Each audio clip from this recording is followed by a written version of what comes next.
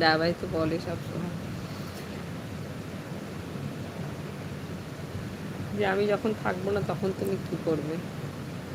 তোমরা জানো আমি যে অফিসে যাই, আমি যে লাঞ্চ, যে খাবার রান্না বান্না আমি করে দিই, দাদাভাই লাঞ্চ প্যাকিং করবে, তারপর টিফিন কি নেবো সেটাও দাদাভাই প্যাকিং করবে। তোমরা জানো না, একই সময় ব্যাগে টাকাও নিয়ে চলে যায়, দাদাভাই মনে করে টাকাটা ঢুকিয়ে দেয় ব্যাগে।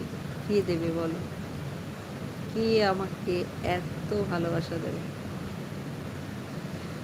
তাই আমরা যেই প্রফেশনে কাজ করি তুমি জানো অত, যে মানুষ কত রকমভাবে প্রভাবিত করে, কত রকমভাবে অফার করে আমাদেরকে। কিন্তু বিশ্বাস করো, দাদাভাই ইজ দ্য বেস্ট হিরো। এই জন্য কোনো ছেলের দিকে এত বছর, 8 বছর আমি জব করছি, আমার কারো দিকে কোনোদিন চোখ যায় না।